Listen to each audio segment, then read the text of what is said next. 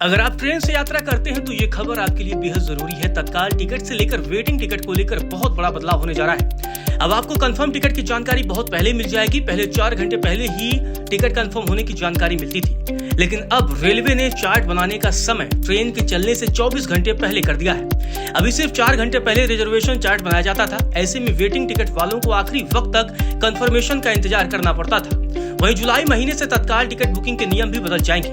Railway की ओर से दी गई जानकारी के मुताबिक 15 जुलाई से आधार से प्रमाणीकरण के पश्चात ही तत्काल टिकट की बुकिंग होगी।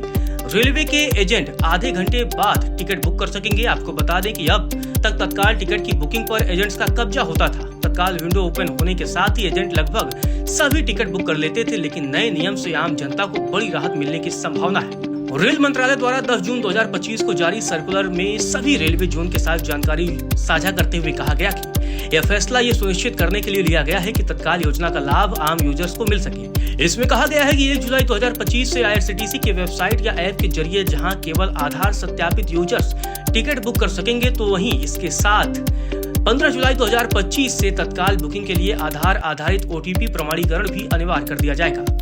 इसके अलावा रेलवे टिकट एजेंट भी अब तत्काल टिकट बुकिंग ओपन होने से पहले 30 मिनट तक टिकट बुक नहीं कर पाएंगे। AC क्लास के लिए यह समय सुबह 10 बजे से 10:30 बजे तक और नॉन AC क्लास के लिए सुबह 11 बजे से 11:30 बजे तक रहेगा। गौरतलब है, तत्काल रेलवे टिकट बुकिंग के लिए विंडो सुबह 10 बजे से ओपन होता है। हालांकि इस दौरान सिर्फ AC कोच के टिकटों की बुकिंग होती है। वहीं तत्काल विंडो पर सुबह 11 बजे से स्लीपर कोच के लिए टिकट की बुकिंग होती है। इस दौरान आम जनता को बेहद मुश्किल से तत्काल टिकट मिल पाता है। रेलवे ने यह भी कहा है कि नए नियम से तत्काल टिकट बुकिंग या अन्य नियमों में कोई बदलाव नहीं होगा। तत्काल टिकट यात्रा से एक दिन पहले बुक किए जाएंगे और उनकी कंफर्मेशन प्रक्रिया पहले के जैसी ही रहेगी। इससे पहले भारतीय रेलवे ने 1 मई से वेटिंग टिकट के लिए नए नियम लागू किए थे। इसके मुताबिक वेटिंग लिस्ट टिकट वाले यात्रियों को अब स्लीपर या AC कोच में यात्रा करने की अनुमति नहीं होगी। जिन यात्रियों के टिकट वेटिंग लिस्ट में हैं, वे अब सिर्फ जनरल कोच में ही सफर कर सकेंगे। अगर कोई यात्री वेटिंग टिकट पर AC या स्लीपर कोच में यात्रा करता हुआ पाया जाता है तो उस पर जुर्माना लगेगा। उल्लंघन के लिए आपको बता दें कि AC के लिए जुर्माने की राशि 440 रुपए तय की गई है, तो स्लीपर में ये जुर्माना 250 रुपए का होगा। 21 मई को भारतीय रेलवे ने वेटिंग टिकट लिस्ट से जुड़े ऑटो अपग्रेड प्रक्रिया में भी बदलाव किए थे। IRCTC के मुताबिक स्लीपर क्लास के टिकट फर्स्ट AC में अपग्रेड नहीं किए जाएंगे, भले ही बर्थ खाली हो।